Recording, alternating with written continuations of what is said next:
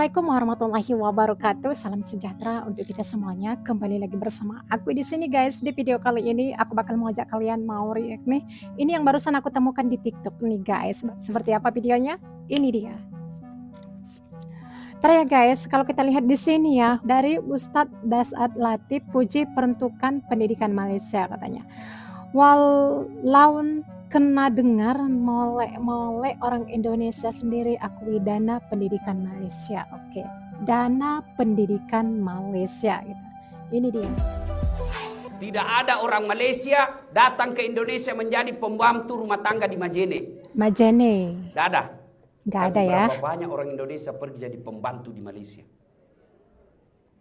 Kenapa? Salah satu sebabnya karena dana pendidikan di Malaysia jauh lebih besar daripada yang digelontorkan untuk Indonesia. Oh, jauh lebih besar ya katanya. Pegawai honor kasih yang 200.000 satu bulan. Begitu komplain, ikhlas kok, nenek nu gawang. Ini campur pakai bahasa daerah ya guys, jadi perkataan terakhir kita kurang ngerti gitu maksudnya gitu guys. Jadi inilah ya perbedaan tadi dana pendidikan ya di Malaysia dengan di Indonesia gitu. Kalau di Malaysia jelas kayak gitu dananya besar, jadi peruntukannya pun jadinya benar gitu guys.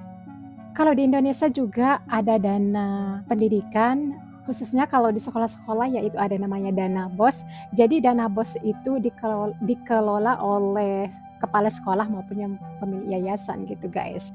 Apakah benar-benar peruntukannya itu untuk sekolah atau gimana? Ya hanya mereka lah yang tahu, ya kan?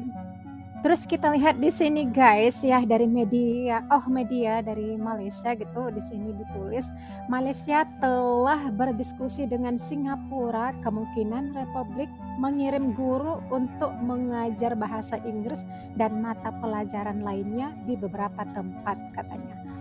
Kata Perdana Menteri Anwar Ibrahim guys. Jadi ini apa tanggapan warga negara Malaysia ya apabila didatangkan guru ya dari Singapura untuk mengajar di Malaysia gitu. Kalau kita lihat komentar para netizen Malaysia, patut perlu juga hantar PM ke negara lain biar negara lain dapat merasa juga katanya. Mau ke negara lain yang mana bro? Semua dia nak bawa masuk, habis rakyat sendiri jadi apa? Penganggur di negara sendiri gitu. Kesian rekan-rekan saya yang susah payah belajar ambil bidang IESL. Ramai pelajar kita belajar ambil kurs bahasa Inggris. Nggak boleh ambil di orang ke. Dari agung-agungkan orang luar. Bagus sangat pemimpin zaman ini katanya. Pastu kena budai yang dah habis belajar ambil kurs cikgu bahasa Inggris dalam negara Malaysia. Tanya, bila next pilihan raya? Jadi guys, ada pro kontra ya di antara para netizen Malaysia perihal ini gitu. Karena di sini ya, Malaysia pertimbangkan bawa guru bahasa Inggris dari Singapura untuk belajar di Malaysia gitu. Masih dipertimbangkan guys. Jadi belum tentu sih ya jadi terlaksana apa yang direncanakan oleh Perdana Menteri Anwar Ibrahim gitu guys. Terus selanjutnya kita lihat video ini. Apakah masalah sistem pendidikan Malaysia? Ini tanda tanya ya. Ini videonya. Ini. Apakah masalah sistem pendidikan Malaysia? Yang pertama, tidak ada satu aliran pendidikan yang menyatukan pelbagai kaum di Malaysia dan kita terpecah-pecah mengikut kaum. Yang kedua, berlaku ketirisan yang amat serius tentang bajet ataupun perbelanjaan yang diberikan kepada Kementerian Pendidikan. Bukan sedikit, sebagai contoh tahun 2022, Kementerian Pendidikan mendapat 52 bilion. Wow. Yang ketiga, disebabkan pelan jangka masa panjang, direction dan master plan pendidikan Malaysia ini sentiasa berubah-ubah mengikut menteri. Yang keempat, kebajikan guru-guru tidak terjaga. Kita lihat guru-guru mendapat gaji yang rendah dan juga terdapat pasangan guru-guru dukelara yang dipisahkan oleh lautan suami isteri dan anak-anak yang tidak terbela. Dan yang kelima, beban murid-murid beg sekolah yang sangat berat dan jadual yang tidak begitu membantu peningkatan prestasi pelajaran. Apa solusi? Oh, itu menurut dia ya. Apa benar nggak sih gitu tadi dibahas mengenai gaji guru gitu katanya. Terus ya itulah ya guys, itu pendapat mereka gitu. Karena dia berasal dari negara Malaysia gitu. Terus kita lihat lagi ini ya. Pernah dapat komentar nih lucu banget ya. Ya. Orang luar banyak bilang kalau orang Indonesia itu nggak bisa bahasa Inggris. Ya. Inggris. Ya udah, kalau orang luar mau ngomong sama orang Indonesia, belajar aja bahasa Indonesia.